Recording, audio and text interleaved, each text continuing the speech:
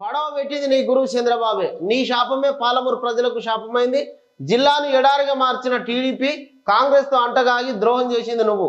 చేతనైతే కృష్ణా జిల్లాల తరలింపును అడ్డుకో. 14 నెలల పాలనపైన ఎక్కడైనా చర్చిద్దాం. నీ సవాల్కు నేను రెడీ అంటూ హరీష్ రావు నిన్న ముఖ్యమంత్రి రేవంత్ రెడ్డి పాలమూరుకు పోయి అక్కడ ఏదైతే కేసీఆర్ను పక్క బీజేపీని ఆడుకున్నాడు కదా, దానికి కౌంటర్లు ఇస్తా ఉన్నారు. కేసీఆర్ రేవంత్ రెడ్డి ఏం మాట్లాడిండు? కేసీఆర్ నీ వల్లనే పాలమూరు పడవబడ్డది. 10 ఏళ్లుగా ప్రాజెక్టులను పట్టించుకోలేవు. దమ్ముంటే చర్చకు రండి. ఎవరి హయాంలో ఏం అభివృద్ధి జరిగిందో డిస్కస్ చేద్దాం. ఓడితే ముక్కు నేలకు రాస్తా. బీఆర్ఎస్ బీజేపీకి సీఎం రేవంత్ రెడ్డి సవాల్. కృష్ణా జలాలను వైఎస్ఆర్ ఏపీకి తరలిస్తుంటే ఎందుకు అడ్డుపడలేదు?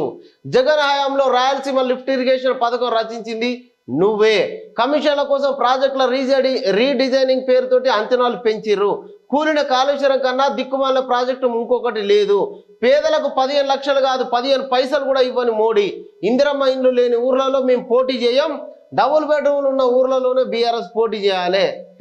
నారాయణపేట జిల్లాలో రేవంత్ రెడ్డి ఇందిరమ్మ ఇండ్లతో పాటు పలు అభివృద్ధి కార్యక్రమాలకు శంకుస్థాపన.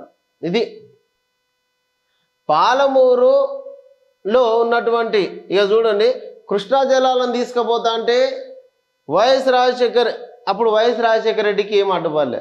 ఆ తర్వాత జగన్ హయాం లోపల రాయలసీమ లిఫ్ట్ ఇరిగేషన్ తోటి నీళ్లు పట్టుకోపోతా అంటే దగ్గరుండి మరి దోషిపెట్టిర్రు. అక్కడికి పోయి మంచిగా చేపల పులుసు కూడా తినచ్చిర్రు. ఇట్లాంటి అడ్డం చెప్పలే. ఇప్పుడు కమిషన్ల కోసం మళ్ళీ ఆ ప్రాజెక్టుల రీడిజైనింగ్ పేరుతోటి లక్షల కోట్లు అవినీతి జరిగింది. ఇది తెలంగాణ ప్రాజెక్టుల పైన బీఆర్ఎస్ పార్టీకి ఉన్నటువంటి చిత్తశుద్ధి. మాకున్నటువంటి చిత్తశుద్ధి ఏందో, గత 13 నెలల లోపల మేము చేసినటువంటి అభివృద్ధి ఏందో చర్చకు బహిరంగ చర్చకు సిద్ధమని చెప్పేసి రేవంత్ రెడ్డి సవాల్ విసిరిండు. ఓడితే దమ్ముంటే చర్చకు రాలి. ఎవరి హయాంలో ఎంత అభివృద్ధి జరిగిందో చర్చ చేద్దాం. ఓడితే ముక్కు నేలకు రాస్తా అంటూ బీజేపీ బీఆర్ఎస్కు రేవంత్ రెడ్డి సవాల్ విసిరిండు. బీసీల పైన కాంగ్రెస్ స్పెషల్ ఫోకస్. నేడు ప్రజాభవన్లో బీసీ సంఘాలు ప్రజాప్రతినిధులతోటి సమావేశం. హాజరు కానున్న CM, deputy CM, TPCC chief. ఇది బీసీల పైన ఎట్లాగో అసెంబ్లీ లోపల తీర్మానం పెట్టి కేంద్రానికి పంపించేటువంటి ఆలోచన కూడా ఉన్నది. 42% రిజర్వేషన్ కోసం రాజ్యాంగ సవరణ చేయాలని చెప్పేసి కేంద్ర ప్రభుత్వాన్ని డిమాండ్ చేస్తూ ఉన్నారు. ఒకవేళ చట్ట సవరణ జరగనట్లయితే 42% రాజకీయంగా మేము అవకాశాలు కల్పిస్తామంటూ కూడా రేవంత్ రెడ్డి స్పష్టం చేయడం జరిగింది. ఇది కాంగ్రెస్ పార్టీకి బీసీల పైన ఉన్నటువంటి చిత్తశుద్ధి. మళ్ళా అసెంబ్లీ సెషన్ పెట్టేటువంటి అవకాశం కూడా ఉన్నది. దాంట్లో తీర్మానం చేసి పంపుతారు. ఇక టీపీసీసీ విస్తృత స్థాయి సమావేశం వాయిదా. ఎమ్మెల్సీ ఎన్నికల తర్వాత తేదీ ప్రకటన. ఇక కాంగ్రెస్కు మాజీ ఎమ్మెల్యే కోనప్ప గుడ్ బై. ఈయన వచ్చిందే తెలియదు, గుడ్ బై ఎప్పుడు చెప్పిండు. నిధులపైన చర్చకు మేము సిద్ధం. తెలంగాణకు కేంద్రం ఎంతో ఇచ్చింది.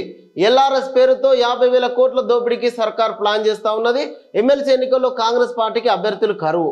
ముస్లింలను బీసీలోంచి తొలగించాలి. కేంద్ర హోంశాఖ సహాయ మంత్రి బండి సంజయ్ ఏందో నిధులపైన. ఇది మనకు అర్థమైతేనే ఉన్నది.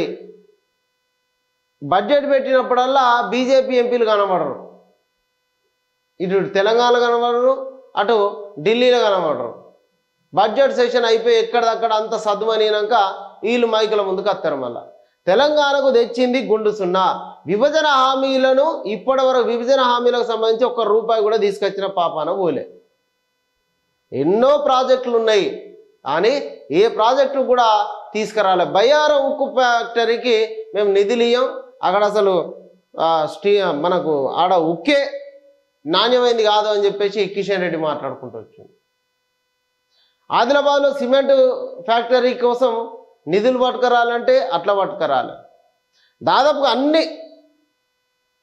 అన్నిటి గురించి వీళ్ళు ఏం లేకుండా ఇప్పుడు మేము నిధులకు చర్చకు సిద్ధమని చెప్పేసి మాట్లాడుతున్నారు.